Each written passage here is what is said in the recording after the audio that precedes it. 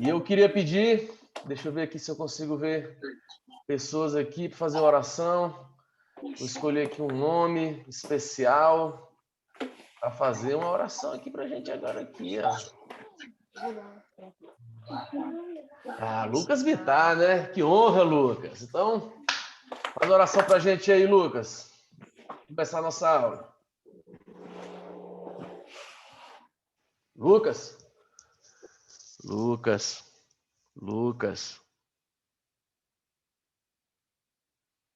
Irmão, o cara não tá aí não, velho.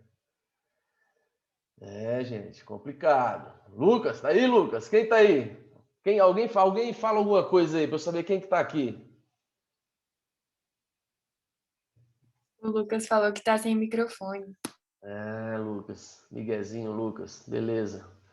Então, Camila, já que você aí que foi a sortuda aí que ajudou, faz a oração pra gente, por favor. Tá bom.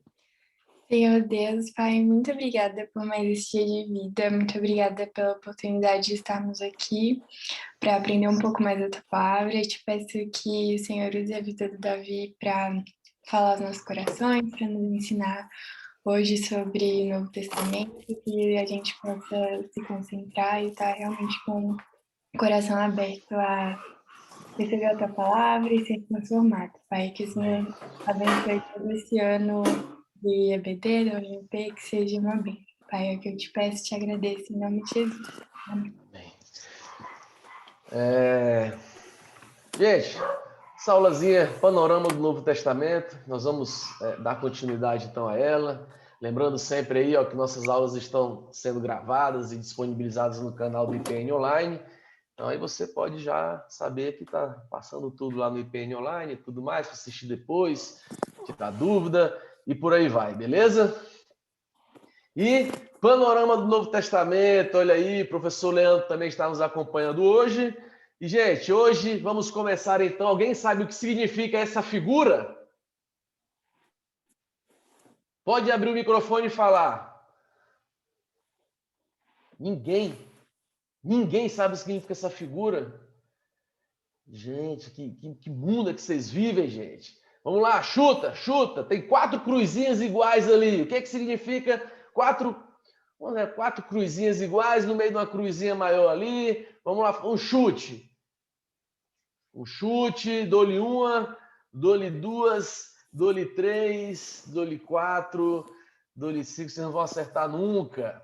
Então, evangelhos, hoje nossa aula. Arthur, muito obrigado, Arthur. Os evangelhos, certinho. Hoje vamos começar os nossos estudos do Panorama do Novo Testamento em cima das narrativas do evangelho. E é muito importante estudar essa questão das narrativas do evangelho, meus irmãos. É muito importante. Podia ser o rebaixamento do Vasco também, né? 4 rebaixamentos já, que coisa triste. Tem algum vascaíno aí? O Leandro é vascaíno, né? Não, ele é flamenguista, o Leandro. Ele não tem como vascaíno, não. Quem mais tem algum botafoguense aqui? Tem alguém que tem esse desprazer aí de ser botafoguense também aqui? Não, eu? né? Botafogo é só torcedor de avô, né? É só avô que torce pro Botafogo. Gente jovem torce pro Botafogo, não. Gente jovem é modinha, só torce para time europeu, né? Não é isso? Time europeu? Time que joga na Europa aí, os modinha e tudo mais. É só isso que torce. Mas é isso aí. 4 narrativas do Evangelho. Nós vamos estudar essas 4 narrativas, porque é muito importante vocês compreenderem as 4 narrativas do Evangelho. É muito importante esse estudo do panorama do Novo Testamento, meus irmãos, porque você não pode ler a Bíblia de qualquer jeito. Olha só, você não pode ler a Bíblia igual você lê um jornal. É por isso que tem gente que entra em crise. Tem gente que entra em crise porque ele chega diante das Escrituras e dentro das Escrituras existem vários gêneros literários. Aí ele quer ler um gênero literário como se fosse um jornal. Ele não consegue fazer essa distinção dos gêneros literários, ele não consegue compreender que a forma dele se portar diante da leitura de cada tipo de gênero, identificar o gênero e saber como ele lê esse gênero faz toda a diferença. Você não vai chegar nas narrativas do Evangelho e ler como se você estivesse lendo o Crepúsculo, como se você estivesse lendo os Jogos Vorazes, e eu espero que vocês não percam o tempo da vida de vocês lendo literaturas ruins aí. Se você quiser uma literatura boa, perde seu tempo aí com O Senhor dos Anéis, Crônicas de Olã e coisas do gênero. Mas você tem que saber como você se porta diante da leitura de um evangelho, das narrativas do evangelho, e não é, meus irmãos, de qualquer jeito. Então, aí, a palavrinha do grego aí, ó, evangelho. O que significa evangelho? Alguém sabe? Alguém sabe o que significa isso aí, ó? Evangelho, que está aqui na cara de vocês? Vamos lá, pode falar no chat aí, pode abrir o microfone e falar também se quiser. Ninguém? Bora, que eu não vou ficar aqui sozinho falando durante uma hora não, hein? Boa nova, muito bom, Camila. Olha aí, ó. Evangelho, tá aí, ó. Boa. Tá aí o eu e o Angélio, nova mensagem, uma boa nova de mensagem. E aí são esses evangelhos que a gente conhece nas Escrituras, que são os evangelhos sinóticos, que eles trazem essa informação para a gente a respeito dos evangelhos do nosso Senhor Jesus. Porque os evangelhos são isso, são subgêneros de narrativa. Os evangelhos não podem nem ser enxergados como narrativas por si só. Porque, na verdade, os evangelhos são uma narrativa especial, porque elas tratam a respeito da vida e do ministério, ali da obra do Senhor Jesus. Então, a gente até considera os evangelhos como um subgênero narrativo. Eles têm até características próprias que distinguem de outras narrativas das Escrituras como um todo. Tanto é que alguém faz essa leitura... Eita, aqui eu errei aqui, hein, gente? Poxa, aqui, ó. Aqui foi errado aqui, hein? Não, ignora esse sinagoga aqui, hein? Vou até tirar aqui. Vacilei aqui, Tine. Não é sinagoga ali não, hein? Então, antes de... Ai. Deixa eu arrumar aqui 2 segundos. Ó, o bom de estar aqui é que já pode arrumar agora. Não tem conversa. Arrumamos aqui, ó. Pau. Estou enxergando aí o... Ah, tá. Pronto. Tá aí. Alguém faz a leitura aí pra gente, por favor. O que são os evangelhos? O que a gente poderia... Uma boa definição de que são essas narrativas do evangelho e o que são os sinóticos. Pode ler alguém? O que aconteceu em Cristo constitui o término e o cumprimento da grande série de atos redentores divinos na história de Israel e a pressuposição do progresso e da consumação da história do mundo. Muito bem, isso são os evangelhos. Isso tudo se resume no evangelho, porque o evangelho sempre tem essa mensagem aí de que é tudo que se resume à história do Senhor Jesus. Tanto é que os evangelhos sempre têm essa pegada de começar como? Eles começam aqui, ó. Sempre com o tempo está cumprido. O evangelho sempre tem essa ideia do tempo estar cumprido, porque quando a gente pensa no tempo, meus irmãos, eu vou até tirar essa tela aqui para a gente conversar aqui. Quando a gente pensa no tempo, e você lembra que o Evangelho de Marcos, você pode abrir sua Bíblia aí, ó, ele fala, o tempo está cumprido. Por que o tempo está cumprido, meu filho?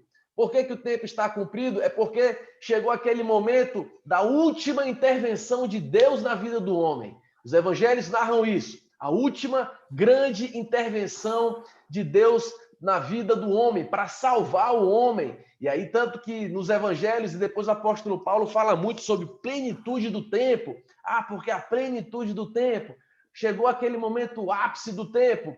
E é justamente isso, essa grande intervenção de Deus por meio do seu Filho, por meio do seu nascimento, da sua obra e da sua morte na cruz. Tanto é que nas Escrituras a gente sempre tem essa diferença entre 2 tempos.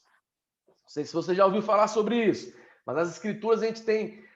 a palavra tempo é traduzida geralmente vindo de 2 termos. Na nossa Bíblia é só tempo, ou plenitude do tempo, mas no grego são 2 palavras, cronos e kairos.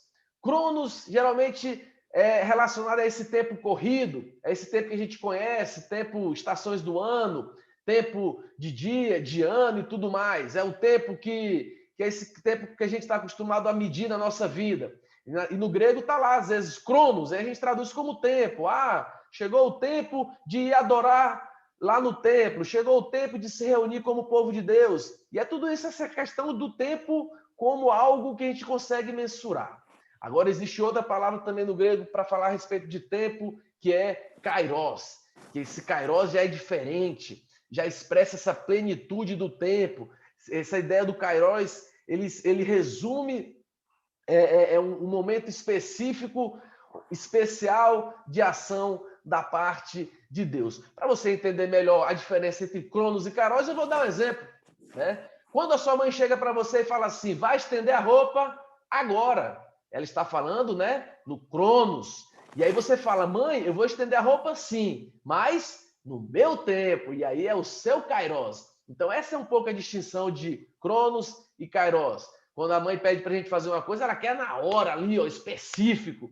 E aí a gente fala que não, eu vou fazer no meu tempo. E aí é no tempo que você estabeleceu na sua cabeça aí, que é o melhor tempo para você obedecer sua mãe. Então, os evangelhos lidam a respeito disso, meus irmãos. Desse tempo especial que Deus reservou para intervir na vida do homem, para ser essa última intervenção de salvação na vida do homem. E a gente, nos evangelhos, quando vai estudar, começa geralmente por qual evangelho, gente? Qual é esse evangelho aí?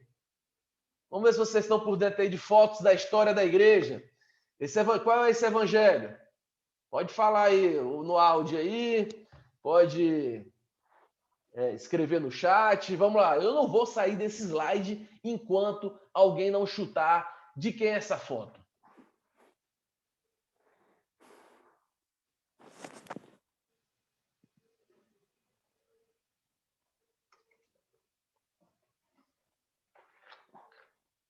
Vocês não estão vendo nada aí na tela de vocês, não? Ah, Mateus aí, ó. Mateus, primeiro evangelho de Mateus. E qual que vai ser o nosso objetivo então, jovens? Nosso objetivo não é estudar a fundo todos os evangelhos, mas é justamente conhecer cada um desses evangelhos, saber qual é a sua mensagem, quem é o seu autor, não entrando em muitos detalhes sobre discussões de data, discussões mais complexas, mas ter uma visão panorâmica, como o nome do nosso curso dá. Porque quando você for ler o Evangelho de Mateus, para você entender melhor por que ele é organizado do jeito que ele é organizado. Então veja só, o nosso Evangelho aqui, primeiro, de Mateus. Quem foi o seu autor? Isso é fácil, né, gente? Aí não tem como você errar, né? Mateus aí, conhecido como Levi, aquele publicano cobrador de impostos lá, o homem que foi chamado por Jesus ali em Cafarnaum, está lá em Mateus 9:9, também em Lucas tem esse registro dele largando tudo para seguir o Senhor Jesus. Quem chuta aí a data de autoria desse evangelho? Agora chute, eu concordo aí com vocês, pode errar, não pode ficar com vergonha, mas é só chute, vamos lá. Chuta, gente, vamos chutar isso aí.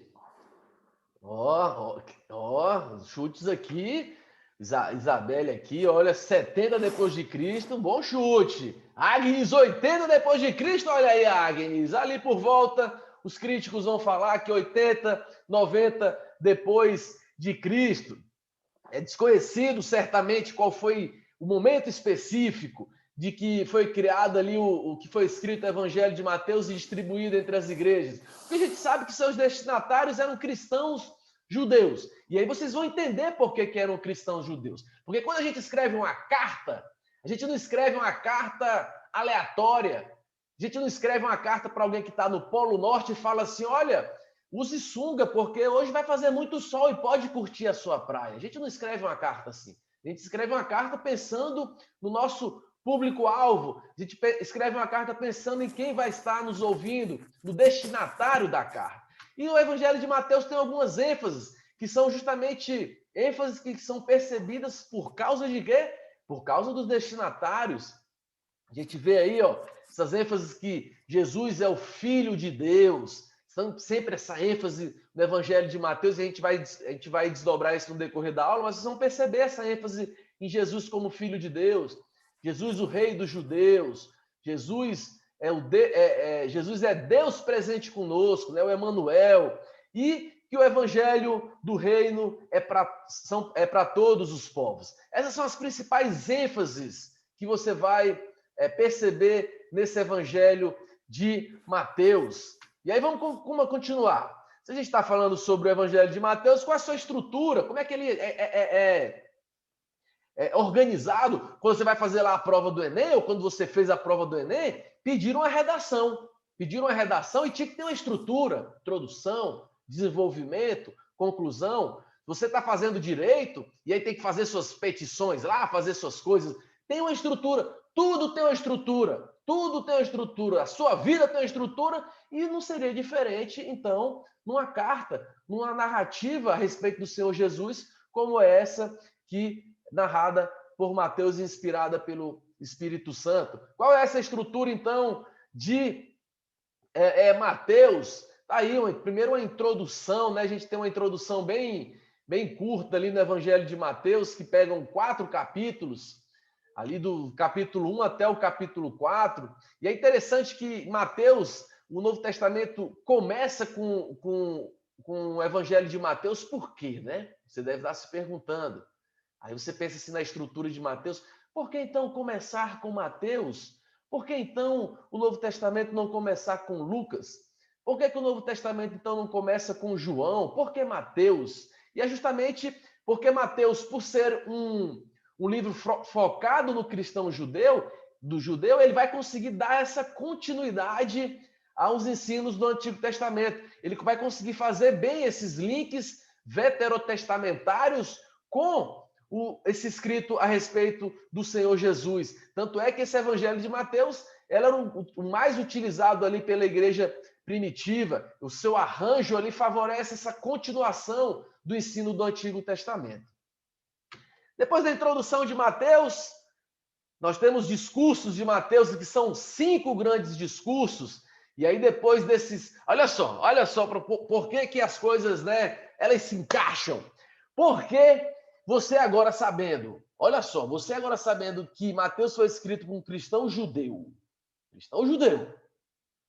E aí você sabe que existe uma introdução e existem 5 grandes discursos no livro de Mateus antes de chegar à sua conclusão.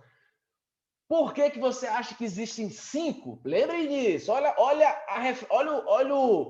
a easter egg que Mateus deixa aqui para o cristão judeu. 5 grandes discursos. O que você lembra de 5 do Antigo Testamento?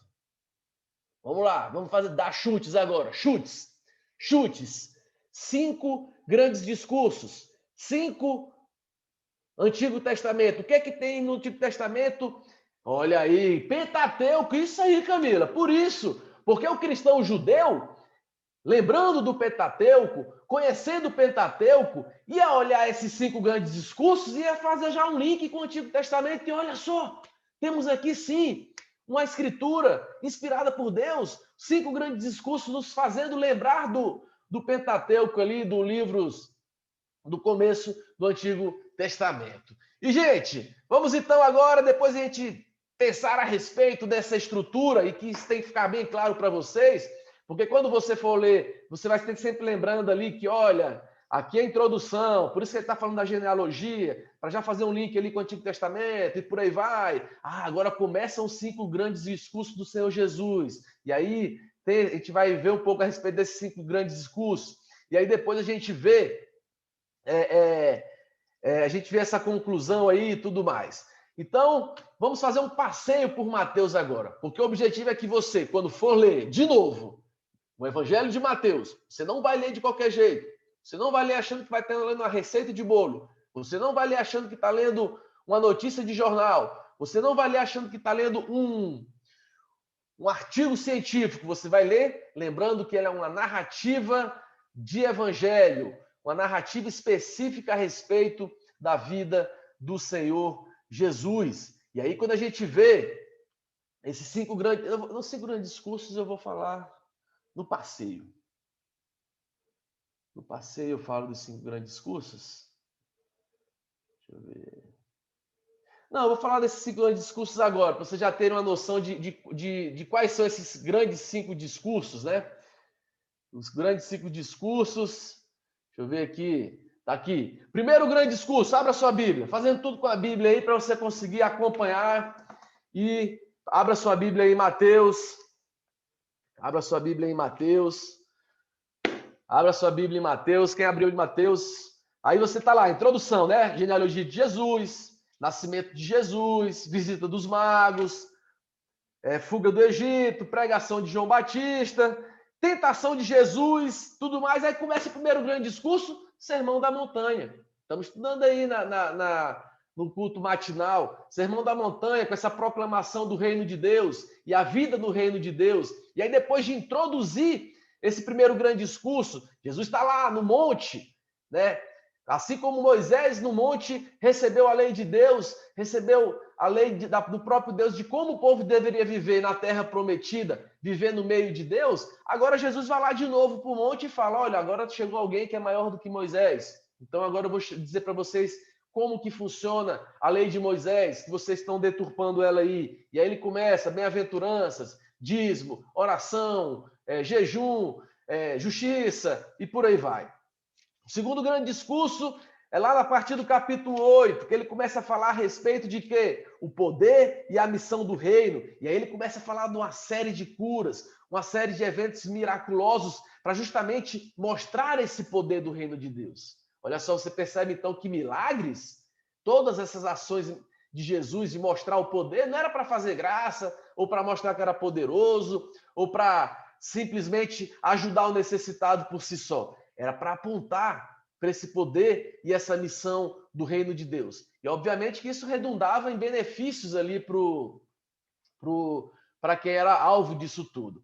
E aí, a partir do capítulo 11, vem a oposição, questionamentos a respeito do reino de Deus, e essa luta dele contra o mundo, essa contradição dele com o mundo. Discurso 4, a partir do capítulo 13, vai mostrando esse crescimento dessa oposição. A oposição começa a crescer, mas em contrapartida, a oposição cresce, mas também os discípulos crescem, os discípulos vão amadurecendo, os discípulos vão começando a confessar o Senhor Jesus como Salvador. E no discurso 5, do capítulo 19 até o capítulo 25, a gente vê o Senhor Jesus sendo apresentado realmente como aquele rei que chega em Jerusalém e que é rejeitado e que depois julgará todos aqueles que rejeitaram o seu nome. Esses são praticamente os 5 grandes discursos a respeito do que a gente tem no Evangelho de Mateus. Quem tiver alguma dúvida ou uma complementação, esqueci de falar, você pode mandar uma mensagem aí ou pedir licença aí para falar. Vamos lá, olha aí. Passeio por Mateus. Origem divina, na introdução, ali a origem divina e humana de Jesus. Apresentação de Jesus, da pessoa de Jesus, falando da sua origem, tanto divina quanto humana. E aí ele começa a sua proclamação como o novo Moisés. Depois ele começa a falar desse poder e da missão do reino de Deus. Depois ele começa a ter questionamentos e oposição a Jesus e ao seu reino. Deixa eu ver aqui um negócio aqui. E o interessante disso tudo, principalmente nesse começo aqui do prólogo, das origens divina de Jesus, é sempre remetendo ao Antigo Testamento. A genealogia de Jesus é explícita, eles colocam, inclusive, Davi nessa linhagem, para que o leitor pudesse olhar e falar, olha, ele é o rei prometido, ele é a semente de Davi. Não era Salomão que era a semente de Davi, não era Salomão o filho de Davi que reinaria para sempre, mas é Jesus, porque ele está aqui, ó, ele é filho de Davi. E aí a gente tem muitas referências nesse comecinho aqui, desse prólogo, nessa introdução, justamente ao cumprimento de profecias que tinham sido prometidas. Então o leitor judeu, ele ia se identificar de primeira, ele não ia ficar em dúvidas. Alguém pode fazer, por exemplo, a leitura, alguém abre aí, vamos abrir a Bíblia agora, abrir lá em Isaías 7, capítulo 4. Isaías 7, alguém faz a leitura aí, Isaías 7, capítulo 7, versículo 4. Versículo 14, perdão. Isaías 7, capítulo 14.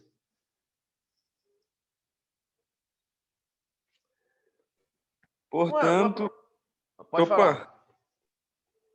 Portanto, o Senhor mesmo vos dará um sinal. Eis que a virgem conceberá e dará à luz um filho, e lhe chamará Emanuel. Pronto. Aí o judeu lendo isso aqui, aí ele lendo aqui em Mateus aqui no capítulo 1, 22 e 23, falando lá que, olha, a virgem vai dar o sinal aí falando da história de Maria, ele já ia fazer esse link. Ele ia ter confirmações de que, olha, realmente, esse Jesus que morreu aí na cruz, esse Jesus que foram anunciado, que está sendo anunciado pelos apóstolos, ele é o Filho de Deus. Ele é o enviado, aquele que cumpriria as promessas do Antigo Testamento de salvação do povo de Deus. Então, tudo isso ia fazendo sentido na cabeça do povo, do judeu ali que estava ouvindo essa mensagem do Evangelho de Mateus a respeito do nascimento de Jesus, né, o nascimento virginal, esse cumprimento das profecias do Antigo Testamento, a própria ideia aqui que a gente vê do batismo de Jesus e a sua tentação, essa ideia de apontar justamente para Jesus como aquele que realmente representa Israel. Porque vocês sabem que Israel passou quanto tempo no deserto e fracassou? 40 anos. E agora a gente tem Jesus passando 40 dias no deserto e vencendo a tentação. Então sempre Jesus tomando o lugar de Israel. É Jesus que é o verdadeiro Israel. É Jesus que é o verdadeiro Salvador. É Jesus o verdadeiro Messias, aquele que ia cumprir toda a vontade de Deus e trazer salvação para o seu povo. Onde Israel falhou, Jesus vai ser sempre vitorioso. É o que a gente vai aprendendo nessa leitura do Evangelho de Mateus. Onde o povo fracassava, fracassou no deserto, fracassou nas tentações, lá teve que ficar 40 anos, fracassou na interpretação e no cumprimento da lei. E aí vem Jesus como verdadeiro, como a gente viu lá nos propósitos, né, de Mateus, Jesus é o Filho de Deus, ele sim é o Rei dos judeus, é o Deus conosco. E aí ele vai cumprindo todas esses registros de Mateus, são justamente para trazer essa ênfase e para mostrar para o povo que estava lendo, olha, ele sim é o nosso Rei e o nosso Salvador. E aí ele começa a proclamação desse reino, com um novo Moisés ali diante de nós, o poder e a missão desse reino. E aí tem questionamentos, essas oposições ao Senhor Jesus, essas oposições por meio do que ele ia fazendo. E aí sempre a gente vai ver, você vai pegar o livro de Mateus, você vai ver uma narração do evento e em seguida sempre uma oposição.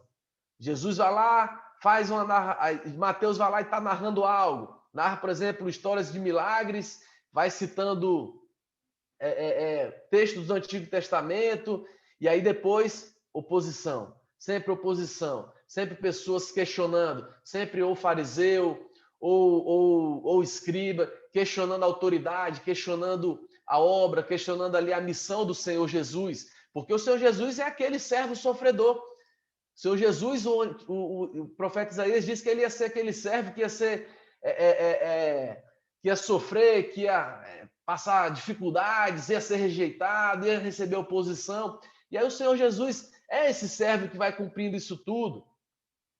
Aí depois desse questionamento, oposição ao reino de Deus, a gente vê que os opositores de Jesus, a gente vê o contraste entre os opositores de Jesus e aqueles que confessam o Senhor Jesus. E aí tem a narrativa, né, de Jesus e João Batista sendo rejeitado, a partir do capítulo 13.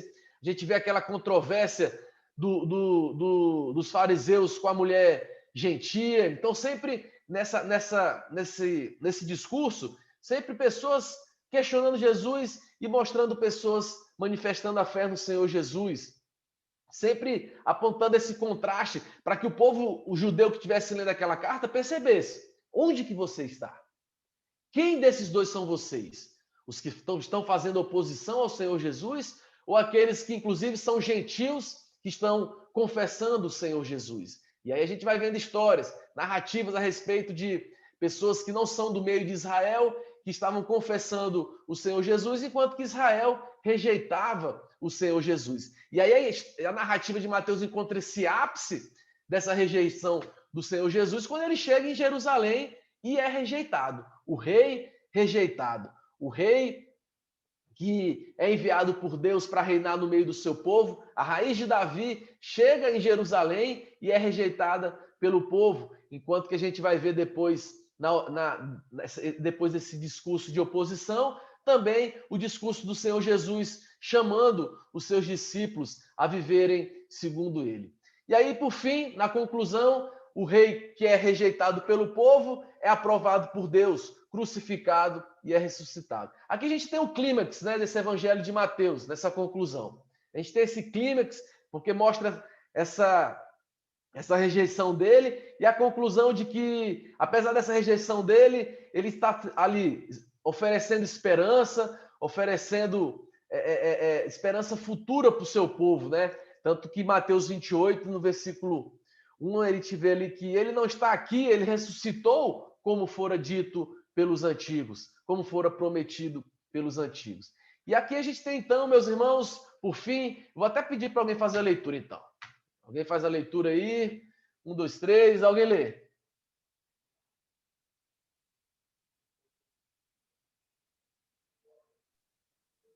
Que maneira maravilhosa de começar a história de Deus no Novo Testamento. Um povo salvo por Deus para o seu nome, por meio da morte e da ressurreição de Jesus, e enviado ao mundo para levar suas boas novas, fazendo discípulos de todas as nações, e assim cumprindo a aliança de Abraão.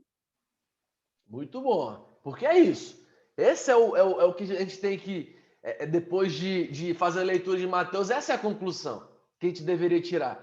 Jesus sendo enviado para morrer, ressuscitar, e a gente distribuir essas boas novas de que Deus está fazendo discípulos de todas as nações. Não é sem razão que uma das últimas passagens marcantes do Evangelho de Mateus é a própria grande comissão.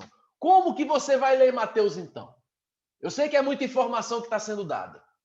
Eu sei que a gente vai acabar tendo que dar muitas informações e vocês vão ter esse desafio de guardar algumas delas. Mas então, como então ler Mateus? Depois de compreender um pouco da autoria, dos principais temas, da sua estrutura, de fazer um passeio por Mateus, como você então faria a leitura de Mateus?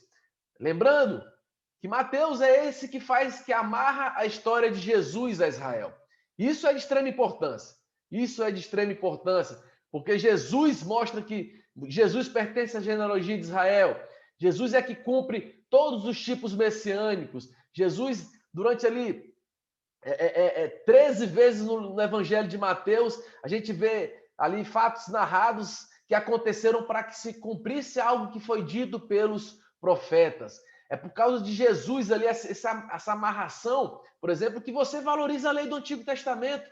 Porque Jesus disse que não veio para abolir a lei. Jesus disse que veio para cumprir a lei. Então, muita gente que fala por aí, que fala de um evangelho, de que, não, o evangelho do Antigo Testamento, agora o evangelho é Novo Testamento, evangelho da graça. Não, a lei de Deus, não. Agora, a lei do Antigo Testamento, não, isso passou. O que ficou foi a lei do Novo Testamento. Essa pessoa não leu Mateus corretamente, porque se ele tivesse lido Mateus corretamente, ele teria amarrado essa história de Jesus a Israel e compreendido a importância da lei de Deus até para os dias atuais. A gente também, quando lê Mateus, vê essa clara intenção de que esse evangelho precisa ser proclamado. Então, depois que você lê Mateus, você tem que ficar empolgado para pregar o evangelho. Você lê Mateus e não ficar empolgado para pregar o evangelho, tem uma coisa errada. Porque do evangelho de Mateus citam 4 pessoas que eram gentias, que não faziam parte do povo de Israel naquela época. A gente vê na genealogia de Mateus Tamar, Raabe, Ruth e a própria esposa de Urias, Batseba. Então Jesus, essa narração da vida de Jesus por meio de Mateus deve empolgar a gente que, olha, tem pessoas que precisam entrar no meio do povo de Deus ainda, a gente tem que pregar esse evangelho. O evangelho, inclusive, de Mateus começa narrando o seu ministério ali na Galiléia dos gentios.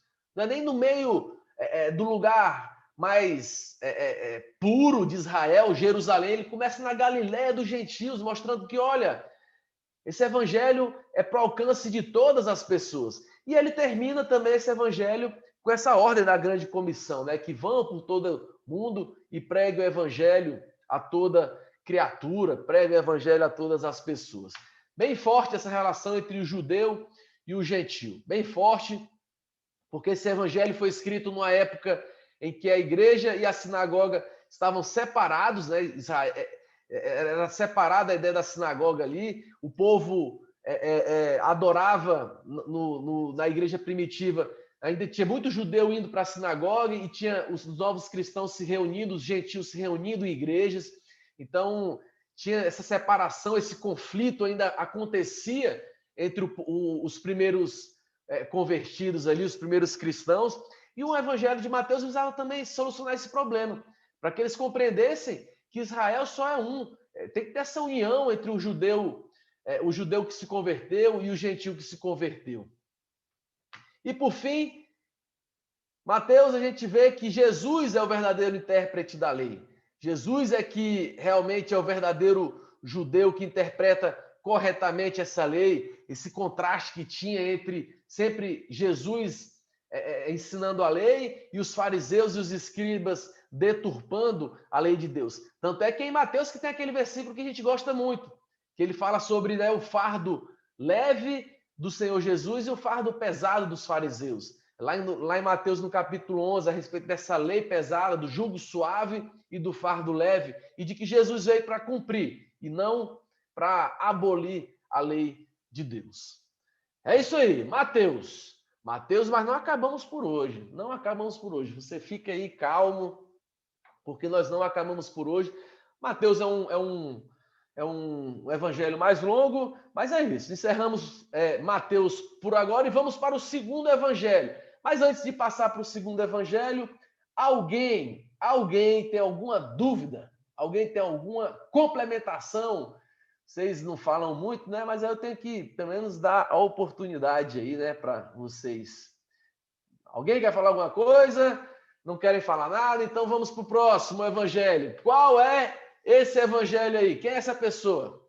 Vamos lá, quero ver chutes no chat. Chutes. Os caras, né? Vocês estão achando que está em ordem, né? Vocês estão achando que está em ordem? Será que está em ordem? Será que está em ordem? Mas não adianta ficar chutando tudo também, não, né? Esse evangelho. Evangelho de Marcos. Quem chutou Marcos aí acertou. Vamos na ordem sim, gente. Calma, vamos na ordem. Evangelho de Marcos. Quem foi o autor? Vamos lá. Vamos ver um chute aí. Quem foi o autor do Evangelho de Marcos?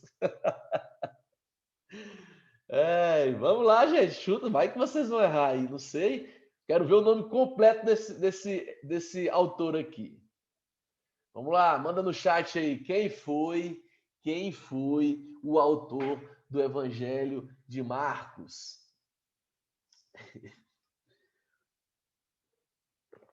João Marcos, muito bem. Aí eu botei só Marcos, né? Eu cobrei o nome completo do cara e aí eu botei só João Marcos. Ele é atribuído a João Marcos. Ele foi atribuído a João Marcos por volta do ano de 125 depois de Cristo. 125 depois de Cristo falaram, realmente esse evangelho aqui foi escrito por João Marcos. Mas qual foi a data? Qual é a data que eles dizem que João Marcos escreveu esse evangelho? Agora essa aqui é pegadinha, hein? Quando que vocês acham que foi enviada a primeira carta de Marcos com o seu evangelho para as igrejas? Vamos lá. Quem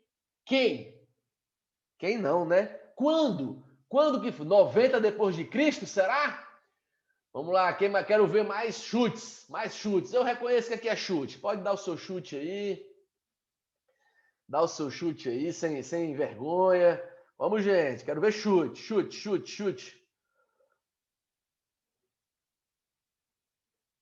Chute. 60 depois de Cristo. Mais um chute. Só para fechar, mais um chute. Só mais um.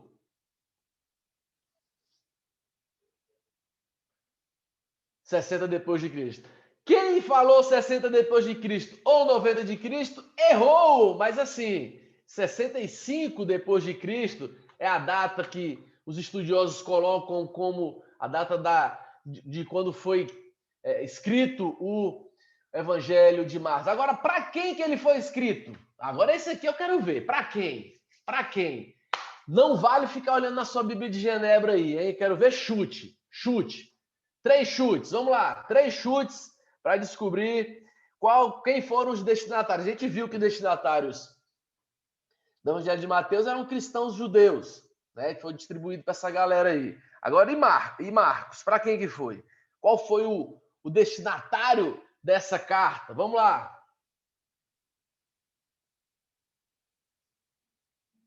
Chutes, gente. Quero chutes, sem vergonhinha. Vamos lá, chutes. Ninguém tá dando um chute aqui. Brincadeira.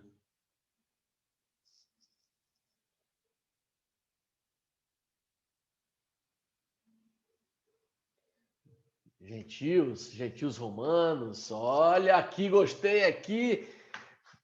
Não gentios romanos, mas para a igreja que estava ali reunida em Roma. Esse evangelho, inclusive, ele foi escrito ali depois, bem depois da morte de Paulo e de Pedro em Roma. Então vocês percebam a importância das pessoas que receberam essa carta, esse evangelho. Os 2 apóstolos, praticamente os 2 grandes apóstolos, o grande apóstolo dos judeus, Pedro, e o grande apóstolo dos gentios, Paulo, tinham acabado de morrer quando eles receberam essa carta em mãos. Até a ideia, você vê até que como ser consolado pelo luto, você vê 2 grandes homens de Deus mortos, como então, né, lidar com a vida cristã também, depois do incêndio ali, depois do incêndio de Roma, agora eu sei que era Nero, pum! Paulo e Pedro, mas eu acho que vou ver aqui direitinho aqui, se foi depois do incêndio, eu não deu um branco agora. Pesquisa aí no Google, gente, e aí depois me confirma.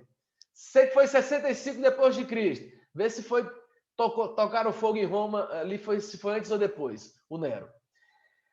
E as ênfases é que Jesus inaugurou o tempo do governo de Deus, do seu reino. Olha só que ênfase importante. Você está debaixo do imperador romano como Nero. Né? Nero, o cara, meu irmão, praticamente o diabo em pessoa, o cara. Matando crente a todo que é direito, queimando a cidade. E aí, esse evangelho, olha a ênfase dele. Jesus é que governa. É Jesus que inaugurou o tempo do governo de Deus e do seu reino. Então, nós vivemos debaixo desse governo, da parte de Deus. É Jesus que produz esse novo êxodo rumo à terra prometida. Então, olha só, vocês estão queimando aí Roma? Muito bem, aqui mandaram aqui incêndio. Então, confere sim, incêndio de Roma ali, depois do incêndio de Roma mesmo. Muito bom, Isabelle. Não tem como encerrar a aula em 5 minutos de jeito nenhum. Olha só, Jesus produz um novo êxodo. Então, vocês estão em Roma, mas Roma aí, olha só, não é a cidade final de vocês, não. Ela queimou aí, acabou com ela. Ela não é a cidade final, não. Vocês estão em rumo ao novo êxodo, rumo a uma nova terra prometida. E Jesus, o Messias, veio em fraqueza. Jesus veio em fraqueza, e sempre no Evangelho de Marcos tem essa ênfase nessa identidade de Jesus ser um pouco segredo, não ser algo público. E aí os cristãos ali em Roma se escondendo para não precisar morrer por meio do Coliseu lá, não sei o quê, morrendo por causa de animal, matando os caras lá e tudo mais. E aí também tem essa ênfase de que o caminho do discipulado é tomar a cruz e segui-lo. Vamos ter que ir mais rápido aqui, que já mandaram a mensagem aqui para acabar a aula em 5 minutos. Não pode. Estrutura de Marcos, está aí, estrutura de Marcos. Eu gosto de chamar de Marcos o evangelho negligenciado, porque ninguém gosta de Marcos. Eu gosto de Marcos, mas ele é um evangelho muito negligenciado, porque ele é curtinho, as pessoas preferem ler Mateus, que é mais cheio de detalhes, riqueza e tudo mais. Preferem ler João, preferem ler o doutor Lucas, e muitas vezes ignoram o nosso querido Marcos, porque ele é o evangelho mais conciso, mais curto, sem muito ensino, sem muito detalhes. Ele é um evangelho papo reto, um evangelho objetivo, um evangelho direto. Por isso que eu gosto do evangelho de Marcos. E aí ele é dividido em 4 partes. E, por fim, tem o seu epílogo. Está aí o seu epílogo lá no capítulo 16. Vamos lá, então, dar uma passada por Marcos, já que o nosso tempo está tão complicado. O pessoal já está... Se fosse na EBD presencial, eu ia deixar vocês aqui até 12h30, até 12h30. Vamos lá. Introdução. A gente vê logo em Marcos a introdução, e aí vocês vão perceber por que esse evangelho é o evangelho da correria. Você vê que ele já chega assim, ó, já chega a introdução a Jesus e ao seu reino. Já chega logo, ó, boas novas de Jesus. Boas novas aí, olha, o êxodo que prepararam o caminho, Marcos 1:3. Preparam o caminho para o Senhor, eis que vem alguém na frente, já fala de João Batista. Você vai abrindo sua Bíblia aí, ó, junto comigo, que eu vou falando, você pode ir acompanhando. Vai ficar mais interessante quando você faz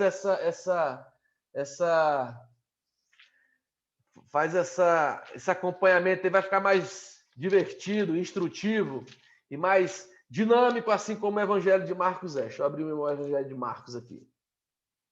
Ó, já começa aí no princípio do Evangelho de Jesus Cristo. Já não fica nem de conversa. Olha, boas novas do Senhor Jesus. Você que está em Roma, boas novas do Senhor Jesus. Cidade está tocando fogo. Pedro morreu, Paulo morreu, está todo mundo morrendo, mas olha, boas novas do Evangelho de Jesus Cristo, o Filho de Deus. E aí ele fala de João Batista, começa falando de João Batista preparando o caminho, né? O João Batista citado no Antigo Testamento lá em Malaquias como um novo Elias, aquele que iria preparar o caminho, aquele que ia, João Batista apresentando Jesus a Israel, Jesus assumindo agora o lugar de Israel nesse novo êxodo. Tanto é que aí vai falar do seu batismo, começa a dar essas ênfases no batismo do Senhor Jesus, e aí é muito rápido tudo, né? Quando você vê o Evangelho de Marcos, a própria ideia do batismo do Senhor Jesus, a sua tentação, a tentação de Jesus são 2 versículos. A tentação do Senhor Jesus e outro no Evangelho de Mateus são muito mais versículos. E aqui sempre essa correria do Evangelho de Marcos. E aí ele começa a falar a respeito do reino de Deus, tornar esse reino público. E sempre, ó, discípulos, palavra aos discípulos. Palavra aos discípulos, multidões, oposição. Na narrativa de Marcos, sempre vamos ver isso. Uma palavra aos discípulos, multidões ouvindo e não fazendo nada. E a oposição da parte de muita gente lá daquela época. E aí ele começa a falar desse reino de Deus. E é sempre esse tom de mistério. Você percebe que no reino de Deus, sempre um tom de mistério, né? De parábolas, falando sobre parábolas. Aí ninguém entende a parábola lá. Aí Jesus chega para os discípulos em particular, explica essas parábolas, revela o segredo do reino de Deus a esses corações, aos corações que ele vai transformando, enquanto que aqueles que ouvem as parábolas com o coração duro lá, que são endurecidos por Deus, eles rejeitam e começam a fazer oposição ao Senhor Jesus. Então, sempre quando você for ler parábola, não fique frustrado se você não consegue entender. Muitas vezes o próprio Senhor Jesus fica explicando as próprias parábolas para isso, porque a gente não consegue entender. É realmente cumprindo aquela profecia de Isaías, falando que, olha, fale por meio de parábolas para que eles não entendam e não ouçam o que está sendo pregado. E aí também nessa segunda parte, falando a respeito do reino de Deus, do seu poder presente, e aí começa aquela série de milagres. A gente vê milagre na natureza, a gente vê milagre contra espíritos maus, né, os demônios, a gente vê milagres na saúde, milagres em todas as esferas da vida, mostrando justamente, apresentando esse poder do reino de Deus em todas as esferas da vida humana. Todas as esferas da vida humana são contempladas por esse reino inaugurado pelo Senhor Jesus. Então você está em Roma, passando dificuldades às vezes inimagináveis, mas lembre que o reino inaugurado pelo Senhor Jesus e o seu poder está acessível a cada um de vocês. Está acessível, independente das circunstâncias e das dificuldades que vocês venham a enfrentar. E aí depois ele vai, a partir do capítulo 8 ali, para a parte 3 do Evangelho de Marcos, a revelar, né, esse mistério revelado, que a gente costuma dizer na teologia. Por que mistério revelado, né? Porque o Senhor Jesus começa a falar a respeito da sua morte. Ele faz a primeira predição da sua morte. Ele começa a falar, olha, eu vou ter que morrer para acontecer isso e tudo mais. E aí ele toca lá o cego 2 vezes. E é engraçado.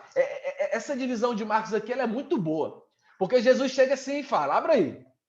Marcos no capítulo 8. Novamente, vocês vão ver que milagres não eram à toa, não eram milagres só para fazer graça, para mostrar poder, mas tinha propósitos instrutivos do reino de Deus. Então, lá no capítulo 8 de Marcos, ele começa a falar ele tem o... Cadê? Deixa eu ver aqui. Ele começa a falar da sua morte e da sua ressurreição, e aí os discípulos não entendendo nada. Aí logo em seguida ele faz o quê? Cura o cego, tocando 2 vezes, para justamente mostrar, ilustrar de certa forma as cegueiras dos discípulos. E aí inclusive Pedro não gosta desse discurso do Senhor Jesus de falar que vai morrer e tudo mais. E aí depois aí começam as advertências de Jesus falando, olha que o caminho do discipulado, olha porque existe um custo do discipulado, olha porque existe um carregar de uma cruz. E aí depois no capítulo 9, ele fala de novo da predição da sua morte, da sua paixão e do resultado. E aí o que é que os discípulos estão fazendo? Brigando para saber quem era que ia ficar do lado do Senhor Jesus. Quem que é o maior no meio dos discípulos? E aí depois Jesus vai de novo fazer uma predição da sua morte, da sua paixão. E aí o que é que os discípulos estão fazendo? Mostrando essa dureza de coração, que muitas vezes é a dureza do nosso coração. Jesus falando, executando milagres, Jesus ensinando coisas que vão acontecer e a gente fingindo que nada está acontecendo, preocupado com outras coisas e esquecendo desse caminho do discipulado que precisamos enfrentar. Tanto é que nesse Evangelho de Marcos que tem uma das passagens do discipulado mais interessantes, que é falando a respeito do custo de seguir ao Senhor Jesus, dessa necessidade de negar a si mesmo, carregar a sua própria cruz, porque é isso que o povo precisava ouvir. O povo lá em Roma, passando dificuldade, sofrendo perseguição, correndo risco de largar a fé por causa de tudo que estava enfrentando. E aí, olha só o que Marcos faz. Olha, não, é assim mesmo. É isso que vocês vão ter que passar. É isso que vocês têm que suportar. Foi para isso que o Senhor Jesus morreu. Para salvar vocês e vocês vão ter que passar por todas essas coisas mesmo. Vocês não precisam desistir. Nada do que está acontecendo é algo que não foi previsto pelo Senhor Jesus. Na quarta parte, o rei chegando em Jerusalém para morrer. O rei chegando em Jerusalém, e aí a casa parece que está dividida. Começa ali até com o cego Bartimeu enxergando Jesus como filho de Deus, enquanto que todos aqueles que tinham uma visão, né, normal, não enxergavam Jesus como filho de Deus. E aí você vê com as escrituras sempre nessa ênfase, não no ver de maneira, no ver como é que posso dizer, no ver dos olhos, né, mas a ideia de ver espiritualmente. O cego Bartimeu percebe a entrada do Senhor Jesus, enquanto que todos que enxergam normalmente não percebem a entrada do próprio Filho de Deus chegando ali. E aí é por isso que o Senhor Jesus, a gente vê nesse registro de Marcos, falando com a figueira, amaldiçoando a figueira, fazendo essa predição da maldição da figueira e da purificação do templo posteriormente. Depois o Senhor Jesus é crucificado, e aí a gente sempre vê nos evangelhos que quando chega esse momento da morte, da crucificação do Senhor Jesus, sempre é o clímax, sempre é o auge ali, né? Onde o maravilhoso e o terrível se encontram. Filho de Deus sendo bebendo do sangue da ira de Deus, provando do cálice da ira de Deus, mas ao mesmo tempo essa coisa terrível redundando numa bênção, numa graça maravilhosa. E aí Jesus é ungido na sua sepultura e depois faz a sua refeição com os discípulos, na sua ressurreição, voltando à vida. E aí, por fim, o epílogo ali na história não acabou. E é legal essa de Marcos, né? Porque ele vai justamente dando essa ideia de que, olha, o Senhor Jesus ressuscitou. E aí ele ele tem a sua ressurreição, e aí não existem aparições registradas nesse evangelho de Marcos do Senhor Jesus, para dar essa ênfase de que, olha, continua. O reino de Deus foi inaugurado por mim e está continuando. Eu já estou aqui à destra de Deus Pai, mas esse reino continua. Então vocês continuem aí também em Roma. Vocês não precisam desistir aí em Roma. Vocês não precisam desanimar em Roma, porque tudo continua. O reino, a sua missão, a sua salvação continua. Então continuem vivendo para a glória de Deus. Continue essa vida do discipulado, de servir ao Senhor.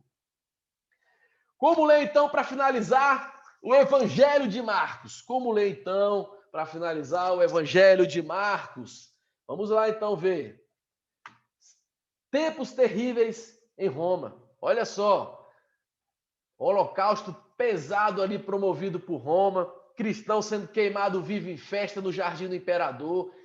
Cara, já pensou? Tá lá, meu irmão, tocando fogo em tu ali, no meio do Jardim do Imperador, ele comendo, se divertindo com os amigos, e tu queimando no meio do teu amigo queimando, tua mãe queimando, teu namorado, tua esposa, sei lá, queimando vivo, e os caras lá se divertindo às suas custas. Olha só para quem que foi enviado esse evangelho. Tempos terríveis. Não tem como fugir de tempos terríveis. Vamos viver tempos terríveis. Vamos viver tempos terríveis. O pessoal lá vivia tempos terríveis. Nós continuamos vivendo tempos terríveis, mas nada disso pode parar a nossa caminhada com o Senhor Jesus, porque essas coisas todas foram reveladas e Deus nunca dosou a pílula. Deus nunca chegou e falou que sua vida vai ser tranquila, você não vai ter frustração, você não vai ter decepção, vai ser tudo bonitinho, borboletinhas na barriga, vai dar tudo certo, tudo que você sonhou vai acontecer, você nunca vai ter um fracasso. Mentira! Nunca foi prometido isso. Sempre foi prometido dificuldades, custo do discipulado, carregar a sua cruz, negar a si mesmo. É por isso que não dá para entender. É crente que não sabe dizer um não para si mesmo. Crente que vive para dar vazão para os seus desejos, para os seus pecados. Aí o cara está lá, deitado na cama de tarde, aí vai chegando a hora do culto, ele, não vou para o culto não, porque eu estou indisposto hoje. Larga de preguiça, diga um não a si mesmo. Siga o Senhor Jesus. Se os caras lá em Roma, com o nego tocando fogo, se reunia, aí tu aí na moleza não vai se reunir? Então o Evangelho de Marcos é para nos lembrar isso. Existem tempos terríveis e nada disso pode minimizar, intimidar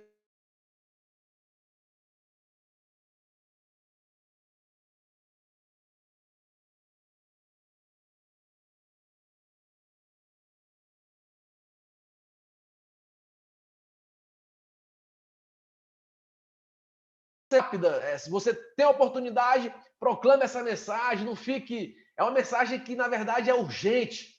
O mundo precisa dessa mensagem. O mundo precisa dessa mensagem do Evangelho do Senhor Jesus, porque o mundo vive em sofrimento, o mundo vive perdido, o mundo vive necessitando dessa mensagem das boas novas, como no capítulo 1, versículo 1 diz. Evangelho do Senhor Jesus Cristo. Boa mensagem, boas novas do Senhor Jesus Cristo, o Filho de Deus. Nesse evangelho também você conhece a respeito do Senhor Jesus, que ele é o Messias majestoso, o servo sofredor, aquele que veio realmente para penar, para sofrer em favor de muitos, sofrer em favor do seu povo. E é também até interessante, eu gosto disso no evangelho de Marcos, que é o evangelho do suspense, sempre com uma mensagenzinha ali de suspense. Você que gosta de suspense, você que gosta de ler livros de suspense, está aqui, evangelho de Marcos. Suspense puro.